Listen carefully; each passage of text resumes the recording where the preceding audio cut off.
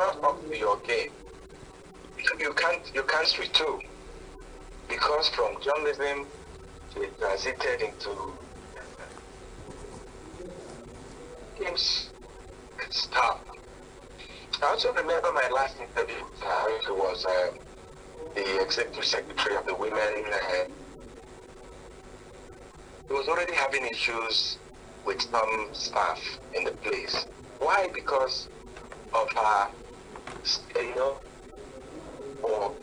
for being in her, she says, for, doing it that very strict that is supposed to be done. She believed in due process, in transparency. And she was having a lot of issues with her colleagues at that organization, because they felt that she was a disruptor who had come to change things. And you know what you hear when you go to work with civil servants, they tell you, Madam or God, this is not the way we do it. This is not the way we do it. So Onyeka didn't want to do it the way they did it. Onyeka wanted to change things. So that's the Onyeka that I have interviewed several times. And I think that as a country, as an industry, we have really, really lost someone. Okay, in a nutshell, what do you think the world should take away from her as lessons moving forward? It's also important to realize or to talk about the other aspect of her, that she's a woman activist. She's also a human rights activist. Okay.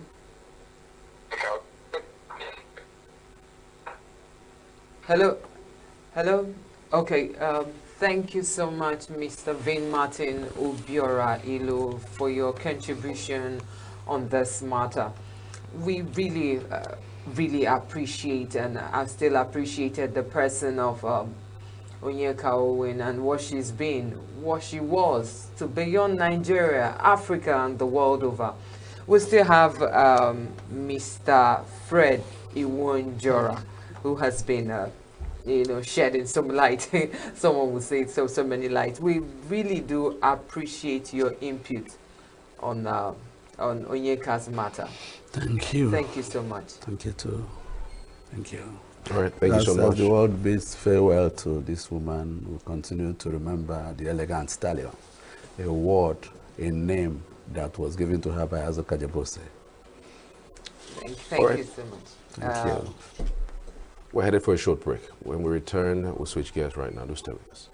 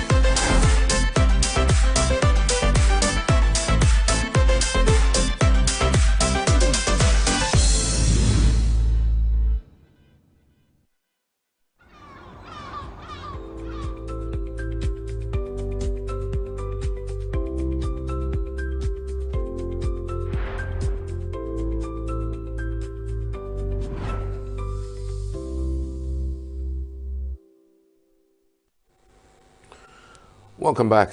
You're watching Signature Mornings on Signature Television. We are going to be talking right now about the CBN latest interest rate figures. We have with us via Zoom and oil and gas experts, Nick Agule. He's joining us on Zoom this morning. Good to have you, sir. Good morning. Good morning. Can you hear me? Yes, good morning. Can you hear me? Good morning. Oh, yes, I can hear you now. Okay. Just Good straight to the morning first question. from The CBN interest rates, I don't know how you view it, but if you look at every other country that have developed, when you talk about interest rates, you want to bring it down so that it'd be easier for people to get loans and then open businesses, and also make it easy for people to get employment, as the case may be. Why do you think that the CBN's interest rate, amidst all of the chaos that we're facing economically, it's still rising? Thank you very much for that question. Indeed, you are right that the CBN has been increasing the interest rates, especially in recent Monetary Policy Committee meetings, very sharply. In terms of context, the last Monetary Policy Committee meeting that was held under the Godwin Emefiele's Central Bank was in July of 2023, and the interest rate was 18.75%. And the first meeting that has been held under the Yemi Cardoso's Central Bank was in February 2024. So for about a period of 7 months, there was no Monetary Policy Committee meeting, and the interest rate remained constant at 18.75%.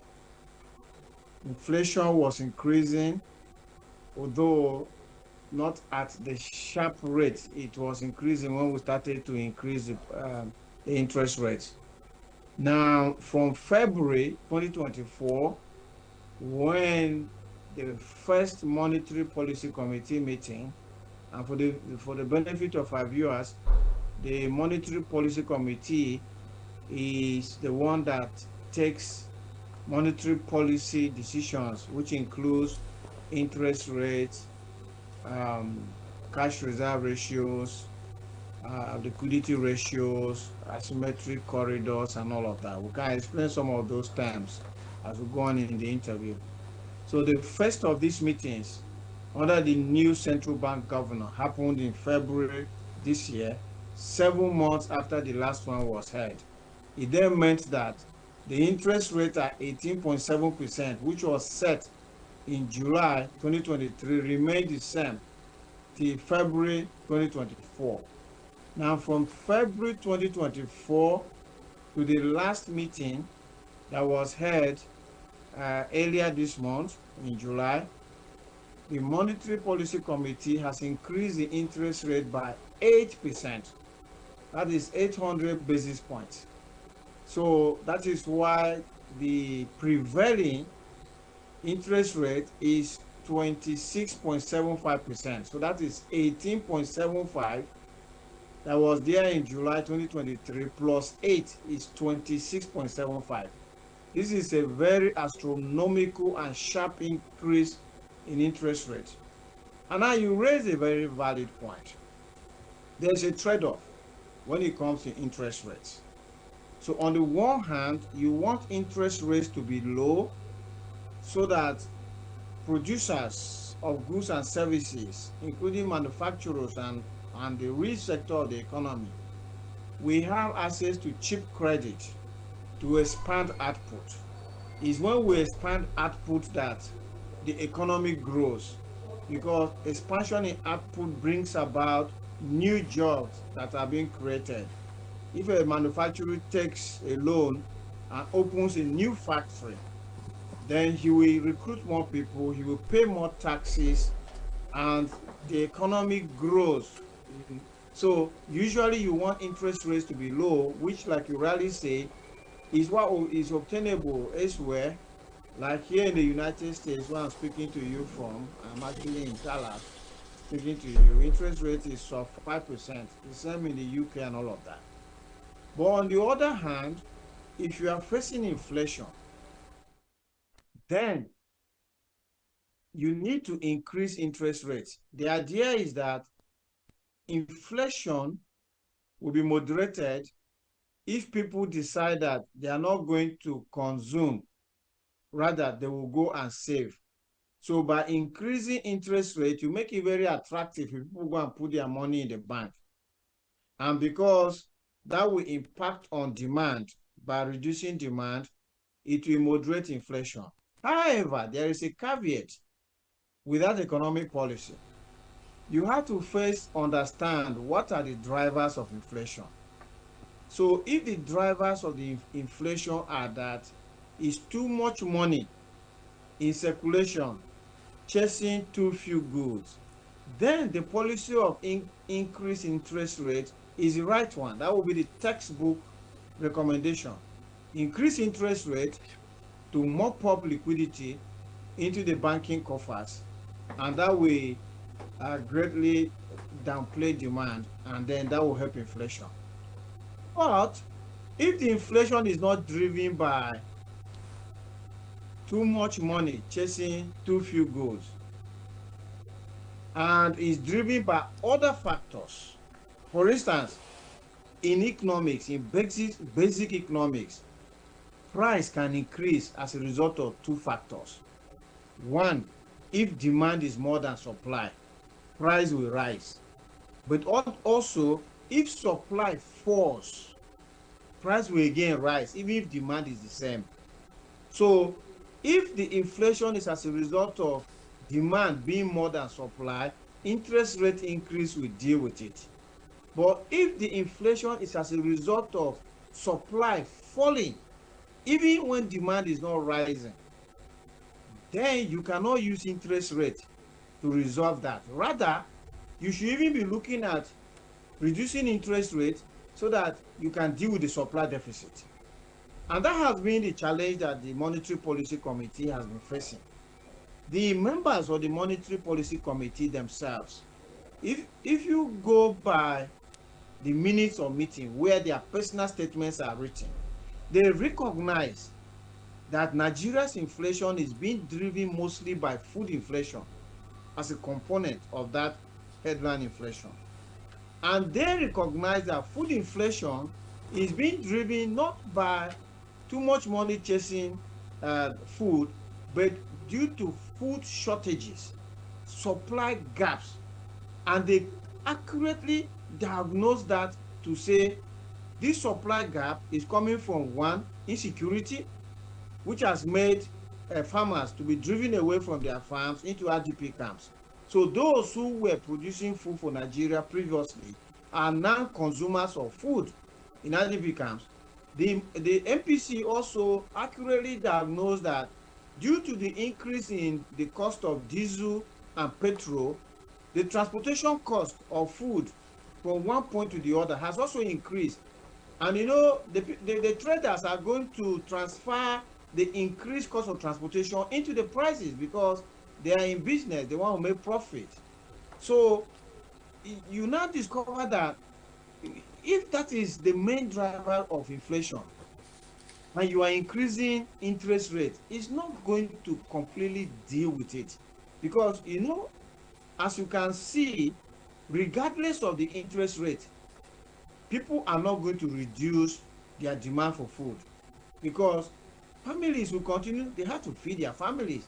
So even if you raise interest rate to 100%, they must go and buy food. It's not going to impact on the demand for food. All And right. this has been the challenge. And you All can right. see that inflation has been rising despite the increases in interest rates in Nigeria. What's for you is the impact of rising interest rates on foreign investments and the stability of the naira? Sorry. So that's another angle to it. If the interest rate is being increased, these foreign investments are categorized into two. You have the one you call foreign direct investments, and then you have the one you call foreign portfolio investment. For foreign direct investment, that is investors that come in and they develop the assets in country and use it to provide goods and services.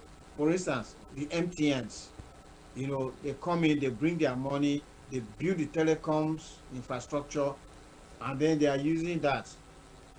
Or like the recently completed Kefi to Makudi road, it's a foreign direct investment. The Chinese brought in their money, they built the road, and now they are going to tow the road to get their money back.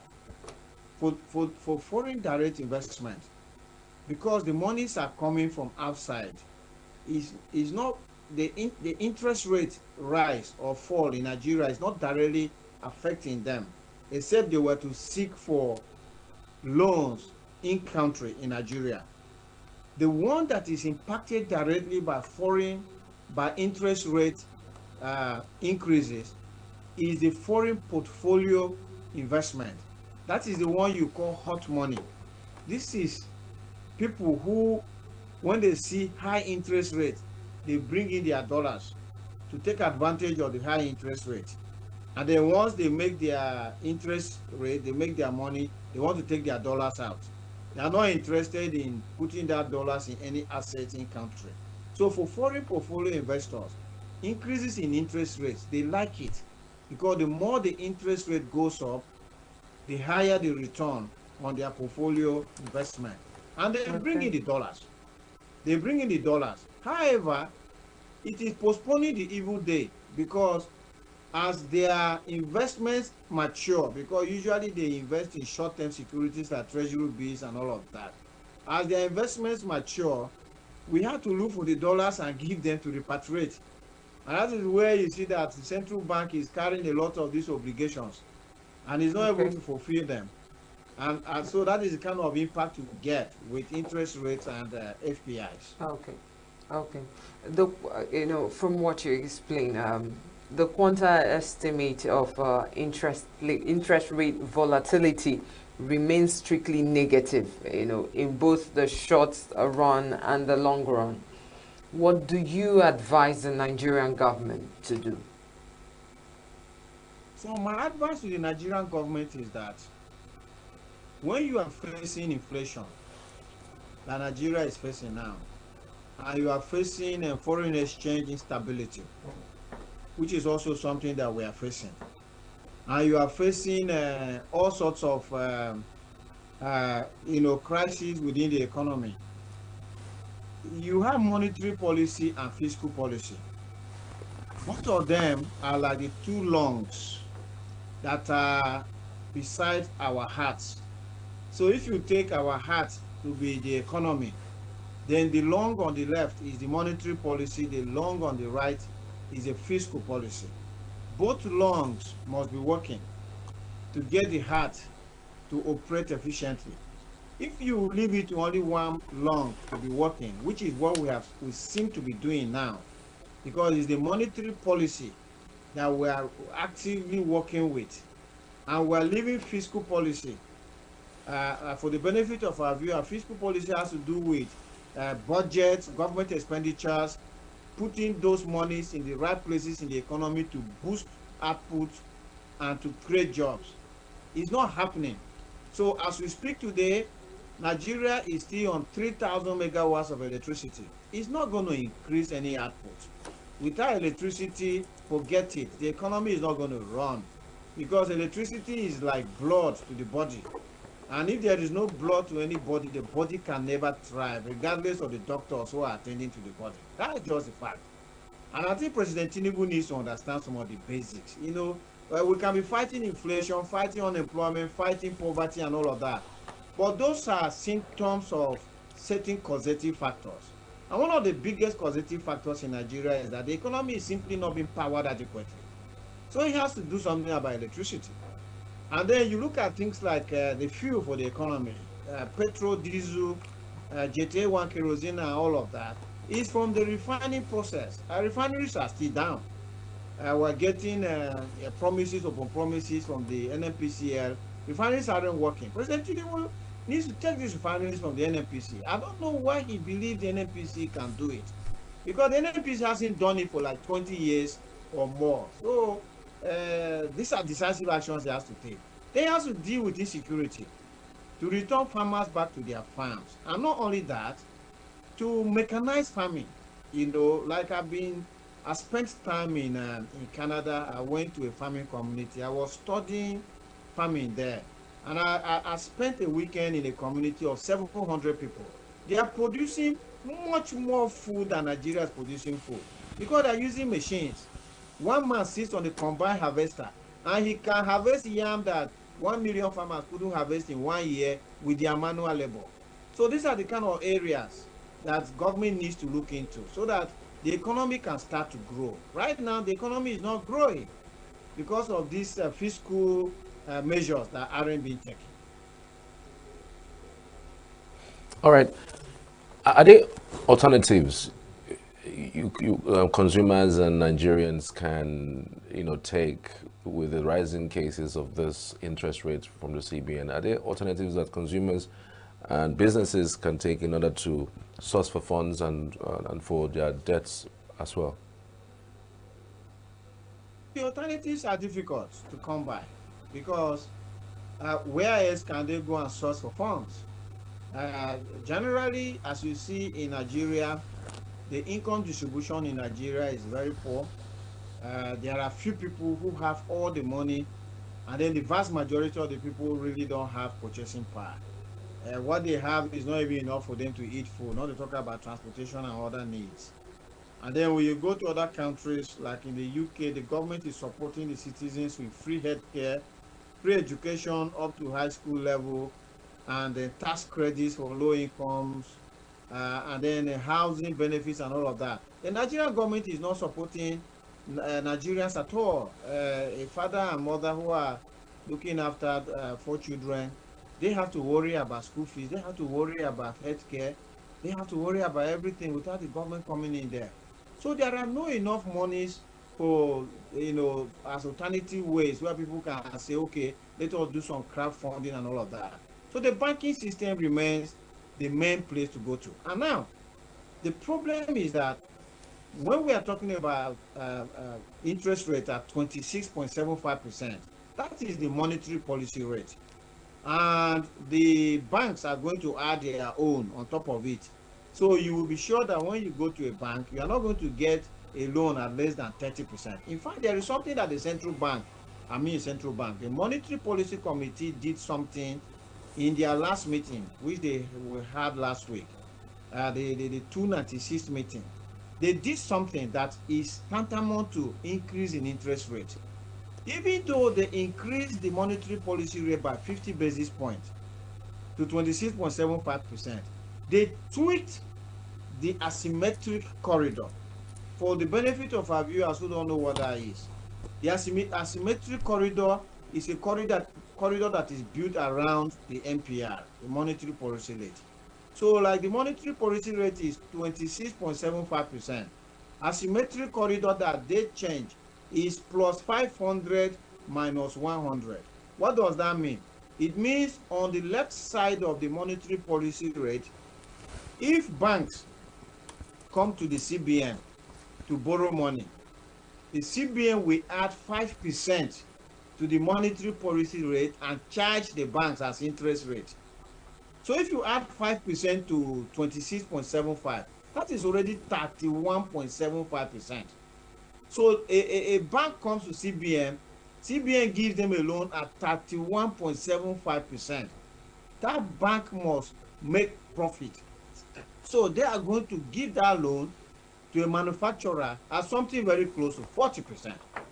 And then the other, on the right side of the MPR, in terms of the corridor, is minus 100.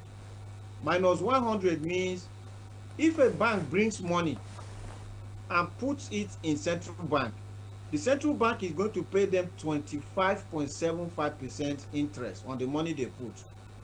That's why it's minus 100. It will be minus 1% of MPR. So it is like the central bank increased the interest rate indirectly by tweaking. Before now, that thing was plus 100 minus 300. Meaning if the banks borrowed money, the central bank will only add 1% on top of MPR. And now the central bank is going to add 5%. So they indirectly increase the interest rate, probably like using the backdoor approach. So all this thing is going to kill the economy, because Nigeria's economy, the biggest thing Nigeria economy needs is growth. It is growth that will deal with unemployment. It's growth that will deal with exchange rate crisis. It's growth that will deal with inflation. It's growth that will even deal with insecurity. Because you see, insecurity is being perpetrated because a lot of young people are jobless, and they become very easily accessible by people who use them for wrong reasons. If these guys are gainfully employed and they are looking forward to their next paycheck, they won't be available. As you can see in Nigeria, the bankers, the oil industry workers and all, they are not available for insecurity. So this is the situation in Nigeria. The interest rate thing has to be coupled with fiscal policy. Fiscal policy is not yet coming to the table. All right. I'm kind of curious though. The CBN increased the interest rate by 50 basis points. And I'm wondering if you know whether the CBN has adopted any measures to cushion the effect on businesses and the consumers. Do you think that they have put out any measures? If they have, what are they? Do you think they're working? From where I'm sitting, I have seen no measures that the central bank has put up to cushion the effects of these interest rate rises. And that is exactly, again, the point we're talking about, fiscal policy.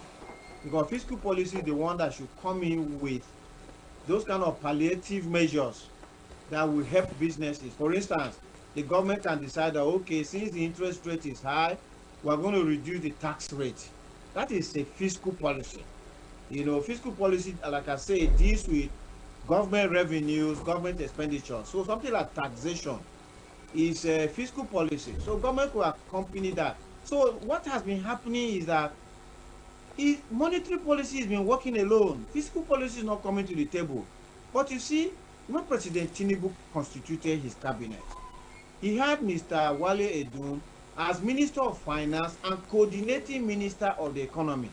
It was expected that Mr. Wale Edun will be the man managing both fiscal policy and monetary policy to ensure that they are not working at cross purposes. You know, I gave the analogy of these two policies being like the two lungs that straddle our hearts. Imagine one lung is breathing in and then the other lung is breathing out at the same time.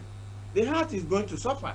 They both have to breathe in at the same time and breathe out in that same sequence. And then because Mr. Wale Edu is not doing his job properly as the coordinating minister, it forced the hand of Mr. President to go and set up an economic team again, made up of private sector people and Wale doing himself as central bank. So I think the government is struggling to coordinate economic policy entirely. And this is something they really need to get onto.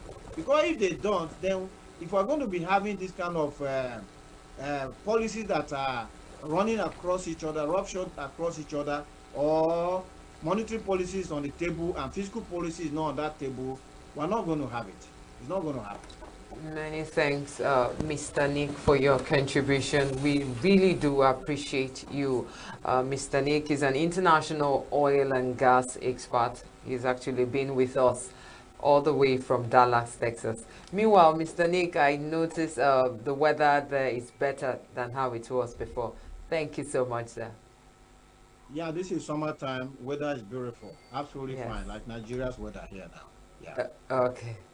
Thank you so much, Mr. Nick. We have Internet Watch. This is still Signature Morning. We have so much. Just a little bit before we wrap up. Go nowhere.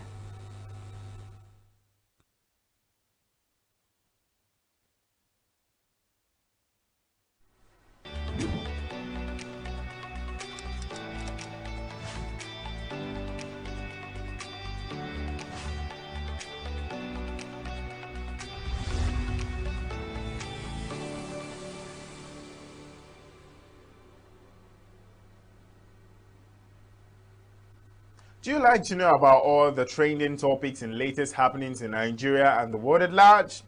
Then you're welcome to Internet Watch, a segment where I keep you updated on all the things happening on the internet. Ooh. My name is Joshua Ritomo and I'll be the host for this segment. First thing on the list today is the federal government of Nigeria under the leadership of the Comptroller General, Now, this means the head of the agency responsible for regulating customs and import duties in Nigeria.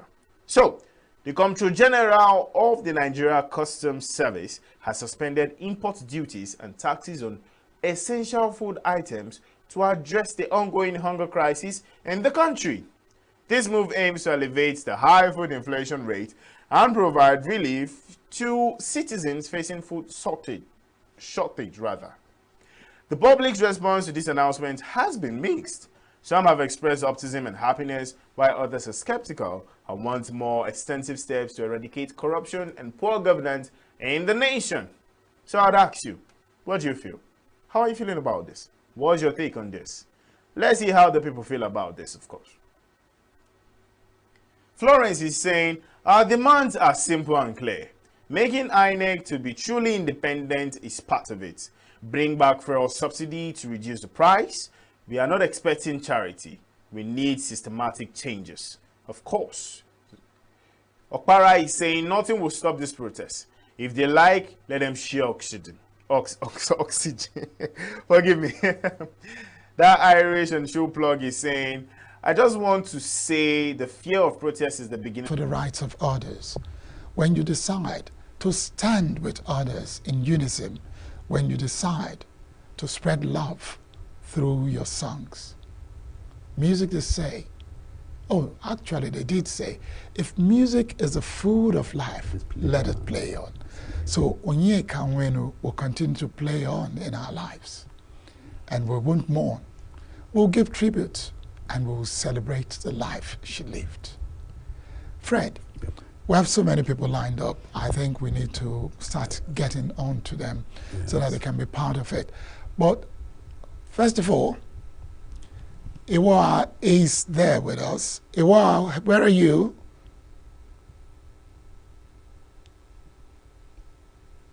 There she is. There she is, looking elegant. Faith, how are you? Are you there, Faith? I can see that smile, and I love that smile. Yeah, I'm here. But Faith, we need to hear your voice. Thank you. Wow, we can't hear Faith. I hear you. Wow, she's Can there, you but hear we're me? not hearing. Are you hearing her? Yes, I can hear you, Faith. On the headphone, eh? Yes, Okay. Faith. I can hear you. You're welcome to Yeah. this special tribute to Onyeka Onwenu. Fred told me that you have this link with, Thank you so much. yes, this link with Onyeka Onwenu that no one can break. Fred, what was that story again? Yeah, Yeah. Faith is a songstress as well. All the people who drew inspiration from Onyeka. She was part of Sonny Okosun's band, and then in fact called Faith Okosun because of the relationship, in fact, the adopted daughter of Okosun. But she's also singing for Onyeka. She was one of those people who featured in her band. One of the last shows she had, Faith was there. So Faith will tell us the kind of person you think, what you think Onyeka was, and the character and all. So Faith, Yeah, yeah. no, go ahead. Yeah, remind us Okay. of that last show you had with her. Yeah, the last show I had with her was at Ocean View in Lagos. It was an MTN show. I think the person that had the deal was Sonny Rabo. So I was one of the backup singers to Onyeka Onwenu on that very show. Yeah. Onyeka Onwenu is a disciplinarian. She's a disciplinarian. She's a perfectionist to the core. She will want you to do it right. Just do it right, or you are not doing it at all. That's the kind of woman she was. The one that interested me most was before we got to the stage on that show that very night, She took us back to the stage, you know, hands. The way she was praying, and before you know, she was just speaking in tongues, as in praise. Like I was like, wow. I said, man, you don't just see someone from afar and just conclude, okay, this who this person is, until you actually go closer to that person. So that was a take home for me that very day. Like I said, the moment we got there, he just went straight to Sonny Rabo. Are you there? Are you hearing me? Yeah, we're here. We're listening. Okay. He just went straight to Sonny Rabo. Hey, Mr. Sonny, where is my check? Mr. Sonny was like, oh yeah, car, you can never change. You like money too much, you know? So she was laughing. She was like, okay, I shouldn't like money, right? He said, you see all these people with me, all the singers and the instrumentalists, they are all family people. I cannot tell the story. And I can remember it was on Friday night. So she just said something. She said, you know what? I cannot let them go this night without even giving them something for the weekend. And they can't go and tell their family stories when they got home. So I have to give them something tonight. Then by Monday, I have to balance them. You know, I was so shocked. I was like, he said, Mr. Sonny, either the check or no show.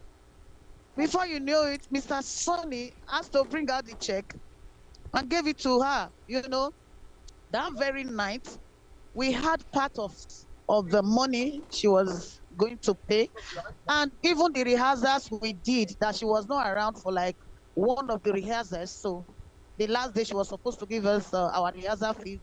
Then she now sent message down that we shouldn't worry, that on that very day of the show that she's going to pay the rehearsal fee. Exactly what she said. That was what she did. She gave us the rehearsal fee and part of the money to go back home that Friday night. Then on Monday, she paid the balance up, you know.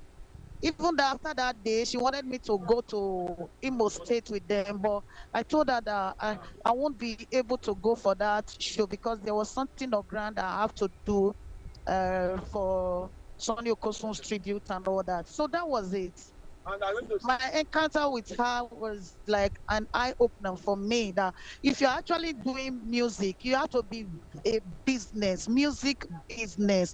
She was so serious, so strong, and she was so focused with her career. And for that, kudos. So when I heard the news early morning, as in, I was just broken. So words, you know, because even when I met with Lucky Liberty, that's Felix Liberty younger brother. We met in one studio in Benin.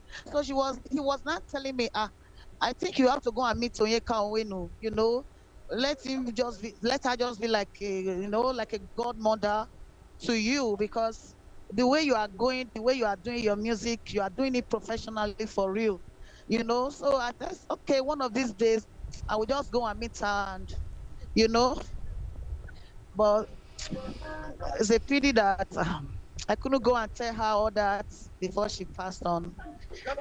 Yeah. So So Faith, Onyeka now, Owenu was a very strong woman. what about professionally? Professionally, what did you learn when you were rehearsing with the band? Yeah, did you learn anything about punctuality, discipline, and all that? You should have. Yeah, that's what I've said, that she's a disciplinarian. What actually happened that made them to come into the band? You know, I was not part of the band. I was part of some OZD band, Sonny Okosun's band. So what actually happened was, I think they were having rehearsals. So one of the ladies, they asked her to sing Onyeka Owenu's song. So she could not sing it. That means she only waits till when the chorus come in before she can respond, you know. So they were like, why will you be in the band for years and you don't know how to sing your boss song or your Oga song? So that was what happened. And I said, we have somebody that can actually at least still work with us, because they said they were not like the energy, the vibe she was giving. anyway. So that was how they called me, and I went to Sulurere to meet her. The studio where I think that studio is where Sam Yokosu's studio, or where he resides, something like that. So that was it. So when I get there, they now told me, this is what happened. I said, oh, wow. I said, you cannot be in the band for 1, 2, 3, 4, 5 years. And I don't know if somebody calls me and said, okay, sing Sonny Okosun song. And I will say, I don't know how to sing it. I said, that's not a good one anyway. So that was what happened. She's a disciplinarian. I love that she's punctual. You know, if she has a program to go, she's always on time. She's always on time, and she wants someone to do something professionally. Don't joke with your job. I learned a lot from her from that. What else can we say? Faith. By the way, Faith can do Sonny Okosun inside out.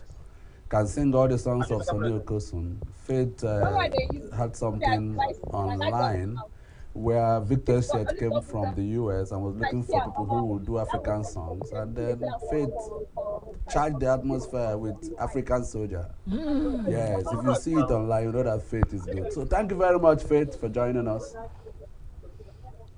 Thank you.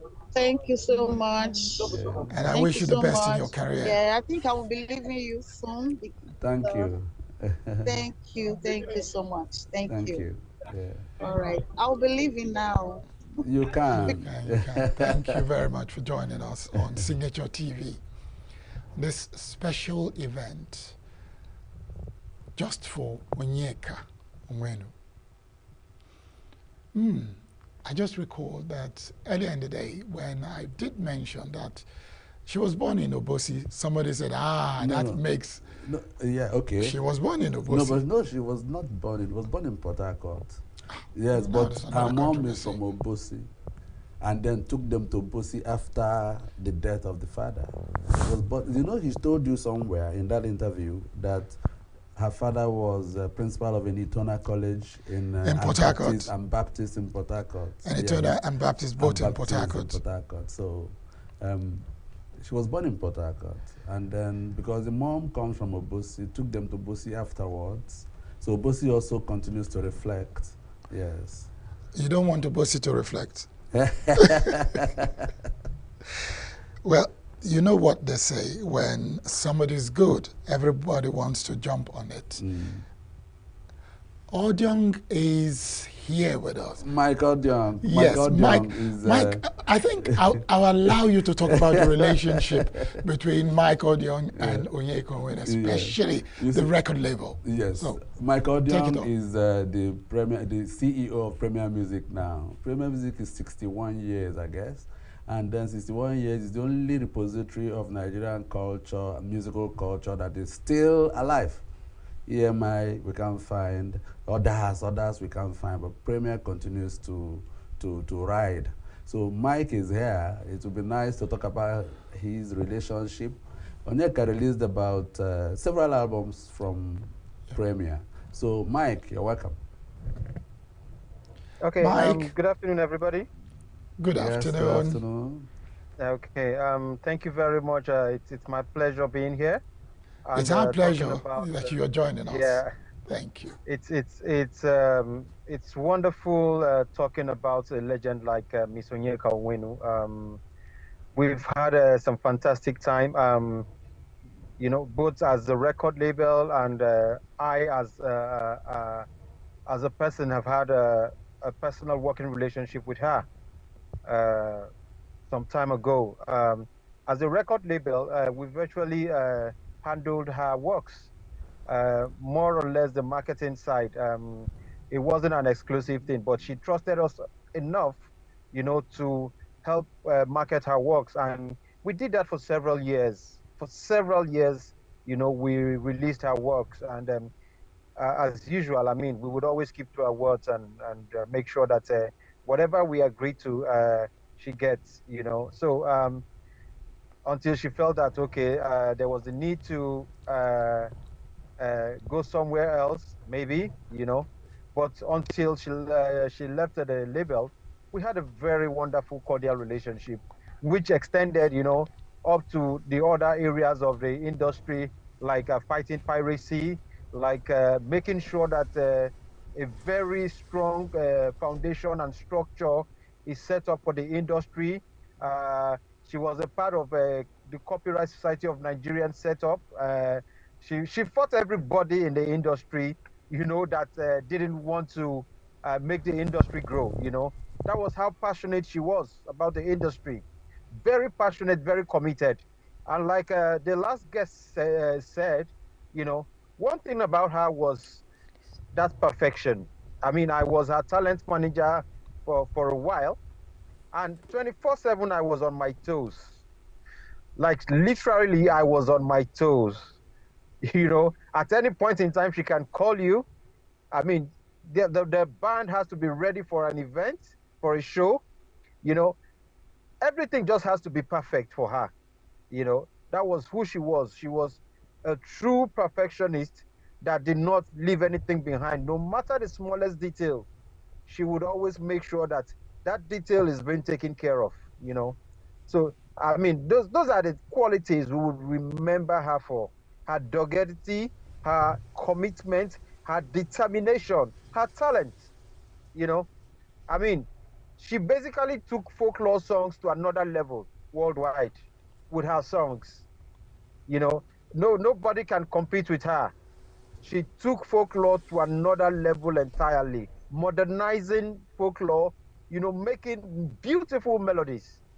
So nobody can contest that. Nobody can, fill that space as we speak. So, I mean, she has left an indelible mark, and we really appreciate what her contributions were, in the music industry, in the entertainment industry as a whole, because she was also an actress in Nollywood, and she did some amazing movies, amazing movies.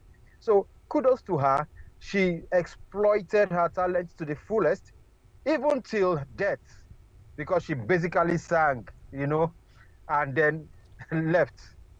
So you would say that yes, till the end she was singing, you know. So that's the beauty of it, and we are proud that we were associated with her. I am particularly proud that I was part of her. I was part of the great work she has left behind. Thank you very much, Mike. You've said it all. I don't know whether there's any more to add.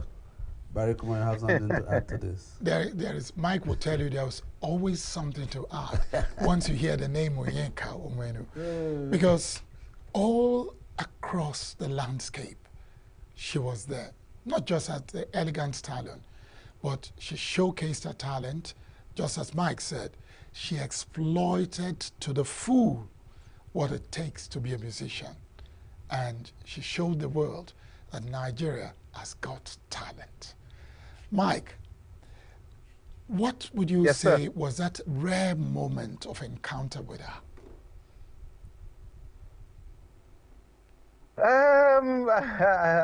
I'm trying to, in fact, as we speak right now, I'm actually inside the compound where her office is located in Ikeja. Wow. Isaac John? As we speak right now, I'm literally inside the compound where our office is located. And that office gives me a lot of memories. We would always resume, being a talent manager, it's not an office work.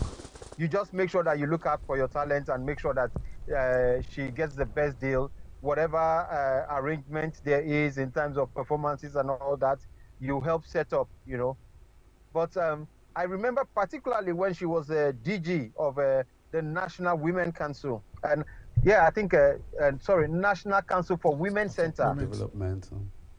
Yeah, she was DG then, and her impact in the industry, because she was, she had a very good relationship with the First Lady then, Her Excellency Dame Patience Jonathan, I beg your pardon, and I mean, she literally like looked out for the entertainment industry. She made sure that whatever it was, that was going around also reached the entertainment industry. That was just who she was. It wasn't all about her. It was all about the people that are around her.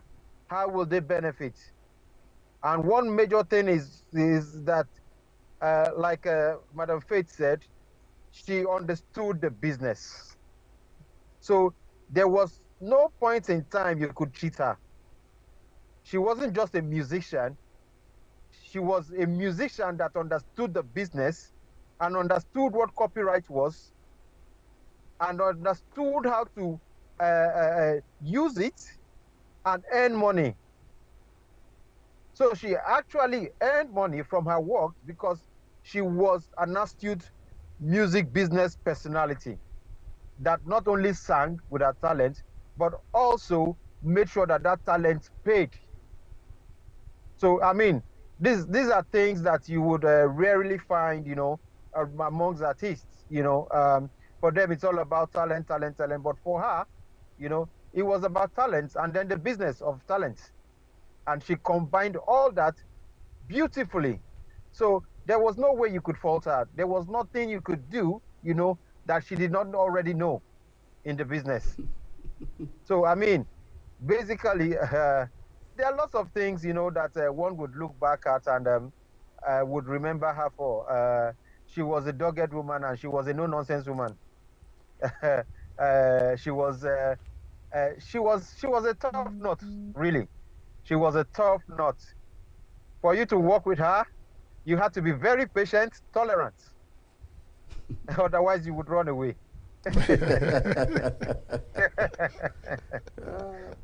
Thank you very much, Mike. Thank you very much for adding so much value to this program, special edition of a program for Onyeka Onwenu.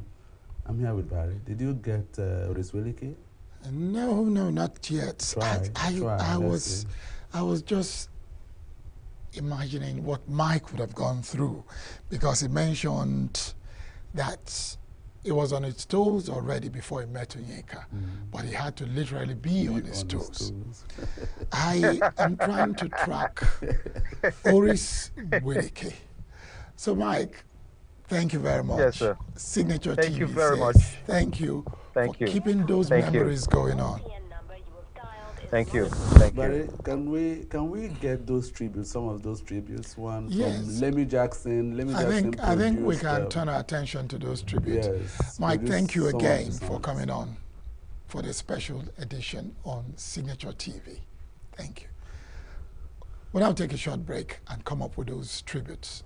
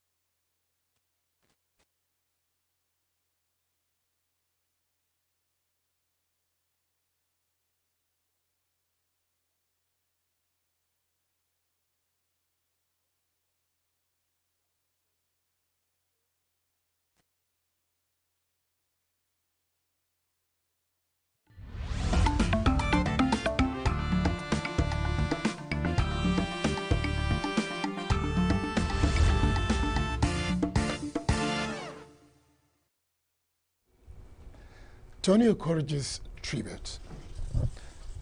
He's a chairman, Copyright Society of Nigeria, COSN, said that he is deeply shocked and completely devastated at the news of the death of iconic singer Onyeka Onwenu.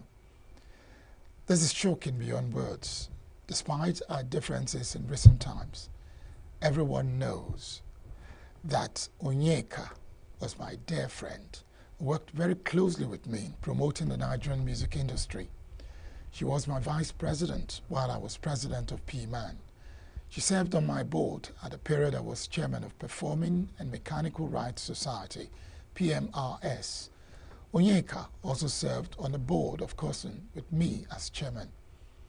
Many will recall the week-long wall-to-wall events celebrating 25 years of Onyeka Onwenu on stage, themed All for Onyeka, which I conceived, personally funded, and produced with my friend Patrick Doyle. It was one of the most cherished set of events in my life. Onyeka Onwenu was an incredibly talented Nigerian woman in many ways. Her passion for excellence remains unequaled. I've just written a tribute on the excellent biography of Ken Caleb's Olumese, a night shift governor who just celebrated his 80th birthday. In a tribute, I mentioned Onyeka Onwenu, not knowing that while I was writing, my friend was in a battle for her life. Chief Okoroji was emphatic that Nigeria would have other successful female singers, but Nigeria will never have another Onyeka Onwenu. With a sigh, the COSN chairman said, the Nigerian creative family has lost a consensus. The Nigerian nation has lost an icon. Sad, sad, sad.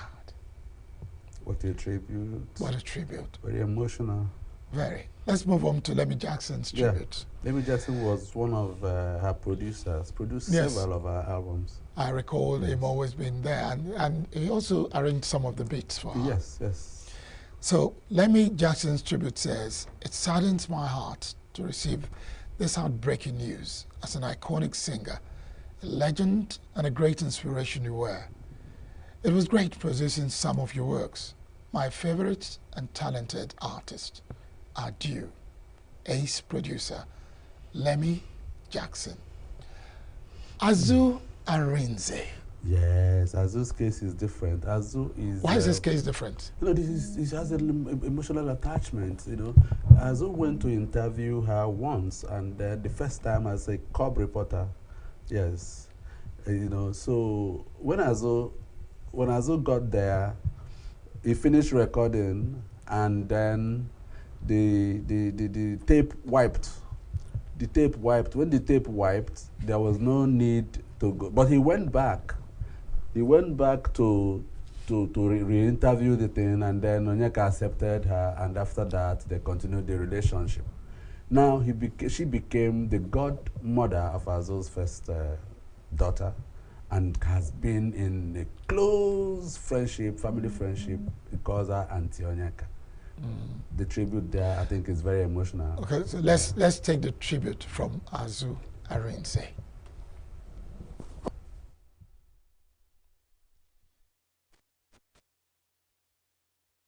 Let's listen to your songs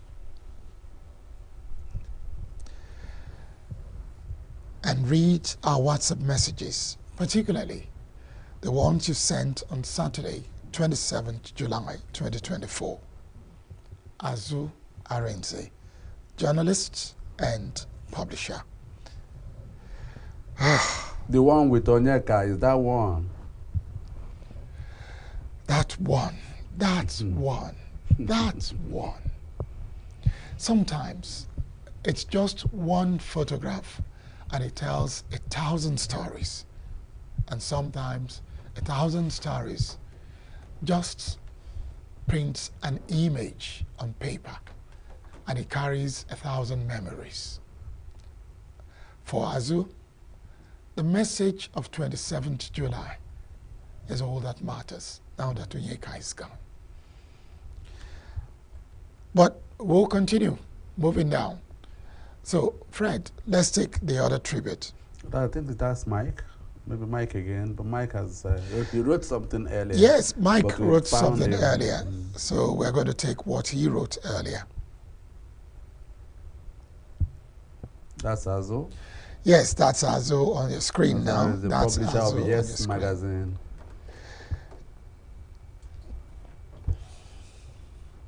You're reading Mike? Yes, I'm going to read Mike now. Woke up this morning and turned on my phone, and the first call I get was on the death of an elegant stallion, Miss Onyeka Owenu. Premier Music Records was a label marketed a body of works for almost 20 years.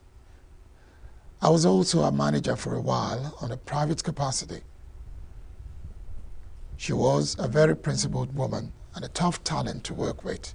She kept me on my toes 24/7, and perfection was a key ingredient for her. May her soul rest in peace.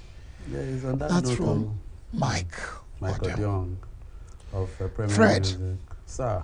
Before we go, let's just take the tribute from the family once again. Okay, briefly. Yes, the tribute from our family, from our children.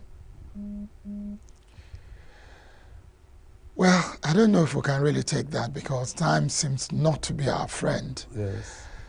But let me rush it. It is with heavy heart that I and my brother wish to announce the passing of our mother, the much-loved Onyeka Owenu. She made her last night on earth, Tuesday, July 30th, 2024, in Lagos, Nigeria. She was rushed to the hospital after an amazing last performance where doctors made every effort to save her life. Sadly, she passed. Onyeka Owenu was a national treasure, an icon and legend, who inspired multiple generations of Nigerians and people around the world with our music, acting, philanthropy, and humanitarian efforts. She's greatly loved and missed. That's from Abraham and Tijani Ogunlende. And it's time for us to say thank you for being with us on a special show that gives all our love to no one else but Onyeka Owenu. Thank you, Onyeka, for your marvelous display on the stage. The stage, after all, is just a way of us saying welcome and goodbye. Fred. Yes, mourn, but not excessively. She said that in 2021, so let's take solace in that. See you. Thank you for being with us. Barry Kumo, Ada was my name.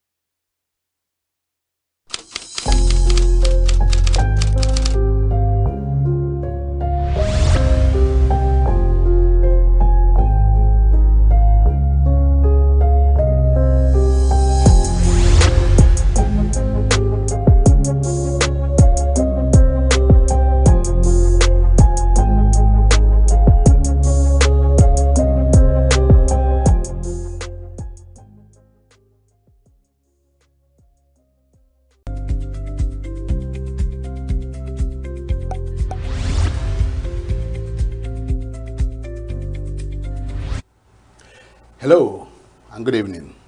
Welcome to Uncommon Conversations on Signature Television. Well, of course, we are reaching you from our Coal City studios in ENUGU. ENUGU probably is still the capital of Southeast Nigeria. This evening, we will be interrogating a very, very familiar topic, just a conversation around citizen journalism and professional journalism. As a young man growing up, I looked forward to working on radio, on television, and writing for the newspapers. And so I had to take a degree, a second degree and a PhD in mass communication, just to prepare myself to be a professional journalist.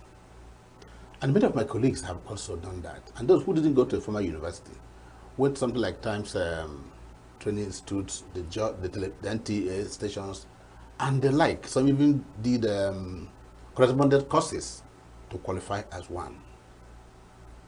Suddenly, there is a burst of technology, social media, and all that. And there emerged citizens journalists. Everybody from the comfort of their homes, once they have a smartphone, they qualify as journalists. And that's what the people call citizen journalists. And so the media space is awash with all manner of stories, the good, the bad, and the ugly. And that's why this evening, we're going to have a bold look at our profession. The pen that is mightier than the sword. I don't know whether the pen is still valuable, or is it now the phone? And so to have this conversation with me, which of course is uncommon, is no other person than the landlord of journalists in ENUGU.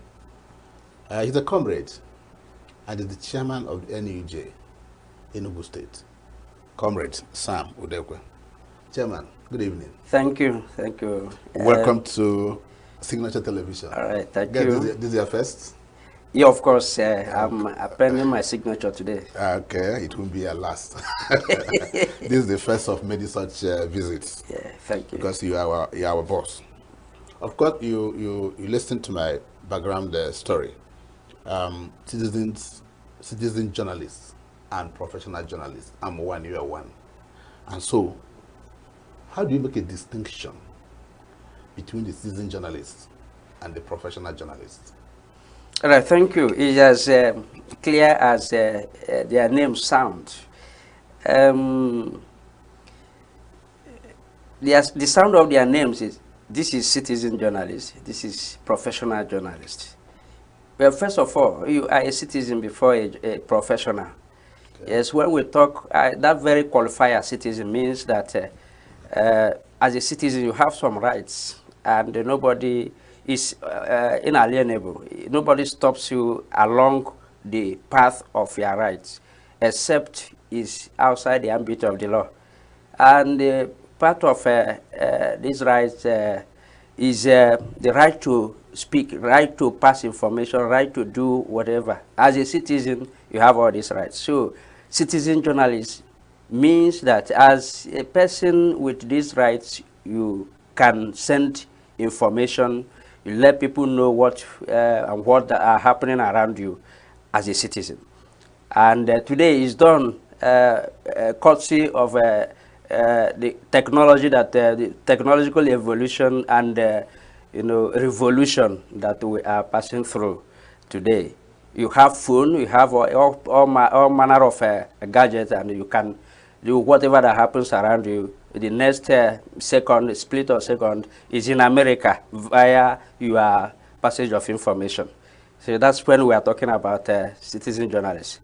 Then professional journalists, the one you know, conventionally, people who are in the practice, formally engaged to do certain work of, information dissemination, especially, especially using the mass media. So then you are a professional journalist. It does not stop there. In the past, when professionals were yet to be churned out in the society, people with rare talents in storytelling, but must be brilliant naturally, were engaged in this practice of information dissemination via mass media. All these people that fall within that class were the journalists. They did not necessarily pass through the training, the academic training as journalists as we have today. So these, but formally engaged in it, this is their trade. Then they were these professional journalists. But today, as via educational evolution, today courses have been split out for people to undertake in formal university and other institutions of higher learning. And in this training, they are taught how these things used to be just raw talents of human beings that could do certain things But this time around, from the talent, you are trained to become a journalist. Then you are a professional journalist.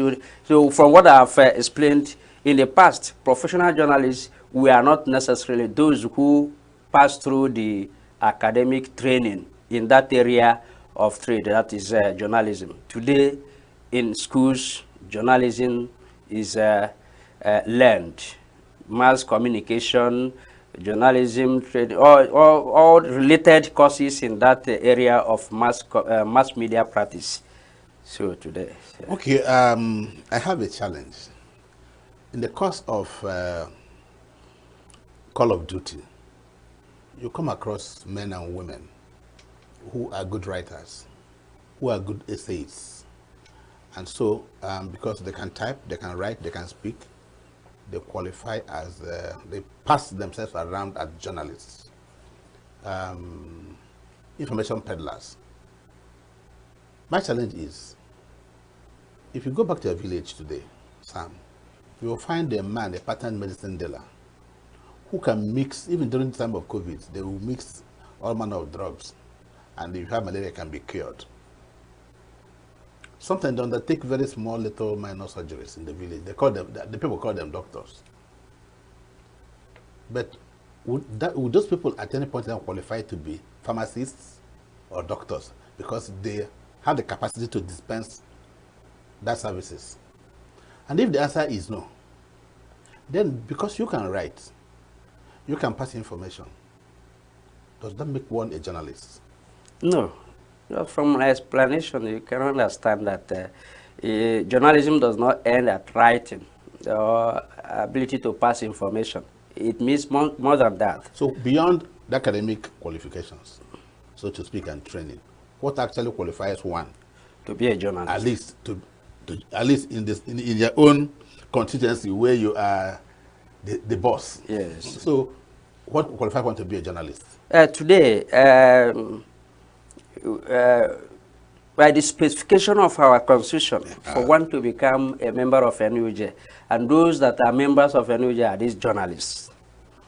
For you to be qualified, you must at least attain academic qualification of HND or BSc, yeah, first degree, HND or first degree in mass communication, or any of the related courses as any of these unbundled units. Yes, okay. The units of unbundled mass communication. Yes. Advertising. Yes. Creative writing, film and all that. Yes, those units of unbundled mass communication. If you have at least HND or BSc at least, you can be, in addition to practicing, in addition to being engaged in a mass medium where you do this job. One thing about journalism is not that, it's not just read. If you read mass communication today, and they go and sit down, you are not a journalist. If you read all these courses and up to today you have not been engaged in the practice, you are not doing the do, you are not a journalist. That is what is different there. Further, the constitution specifies that if you read other courses other than like English or these other courses, like arts, like political science, whatever it is, but you have been in the practice of mass communication, in the practice of journalism in a recognized media organization for at least 10 years, then you are required to obtain at least national diploma in mass communication or any of these courses. Okay. So if you add national diploma in these courses to your area of profession, your academic profession, and practice in a recognized media organization, you are qualified to be a member of ENUGU. Okay. Sorry, an addition is also, yes, if you read another course that is not mass communication or journalism, you can also go ahead to do your postgraduate diploma in mass communication. And for you to do that, it must be, you can't read, you cannot read biochemistry and you want to do PhD in mass communication, you'll be offered. So it must be something. Okay, the subject combinations. These courses that are related to, that can offer you PhD program in mass communication or any of these courses. When you do it, you are qualified to be a Okay, whether you're qualified or whether professional journalist or what you call a seasoned journalist, the issue is that information gets across to those who desire it, who deserve to have it. And I learned in the university that what you call gatekeeping, the gatekeeping theory. Yeah. That's number one. And then the agenda setting of the mass media. Would mean I'm a reporter here, and I've covered the story. So I sent that same story to the head office for publication, maybe in a newspaper, or to file in the television house like this. There's an editor who will be like a bridge to ensure that what you are sending is not offensive, so to speak, is within the ethics and norms of professionalism. Okay? Yeah, of course. That's what you do not find in those who now call themselves seasoned journalists. Whatever they see, whatever they can type, they push it to the public, not minding whether it's going to cause some embarrassment, some disruptions. So the gatekeeping theory is not there. How will you, as chairman, react to that? Well, these citizen journalists, so to say, we call them journalists because just to identify the kind of thing they do, yes. They are doing some things like the journalists. They are citizens who have the right to tell stories. But it's not as if it's a genre, is a type of journalism. No, it isn't. They use journalists or journalism to identify the kind of thing they do. They are doing those things that pertain to information dissemination. So they are called citizen journalists. So they are not practicing journalism. They are sending. It is a glorified talk your own set of people. So what it is in journalism, just as you pointed out, for it to be real practice of journalism, there must be gatekeeping. You don't just go and do whatever and you call it journalism. It is not passing through the process of journalism. The reporter has to do his own by gathering the information, doing the story, but it does not end there. You pass it to the next level where the editor will gatekeep it. If a story is well gate-kept, then you see the sieved story that has that professional touch. That is when you begin to talk about journalism practice. Why it is gate-kept is that, like our people say, that snake just only one person saw could become a python. So let another person see it, and let it be regulated within the ambit of the law. The professional ethics, the do's and don'ts. So all these things must be considered for it to be a real journalistic piece. That is why that gatekeeping is there. But these ones we are talking about, that we add journalism, citizen journalism, is when somebody wants to, because of the availability of these technologies, you can send, just like somebody is sending SMS, then you have seen somebody around, you capture it, you put it on air, online, and people begin to see it. Yeah, and you ask the question, what to do about it, what we are doing about it. Yes, we have been able to sensitize people to know the A from the B, that the ones that are from our people, the journalists. And that's why we are not relenting. It's not as if we are going to join the bandwagon of social media activities by doing whatever. So because you are a journalist, and these technologies are also available to you, yes. So you can, you do well to make use of these technologies using the professional process of doing dissemination of information. And that's why today we have online journalists. Okay. That's why we have a chapel added by this constitution, the current constitution that came in force in 2022. January 2023 to be precise, was signed.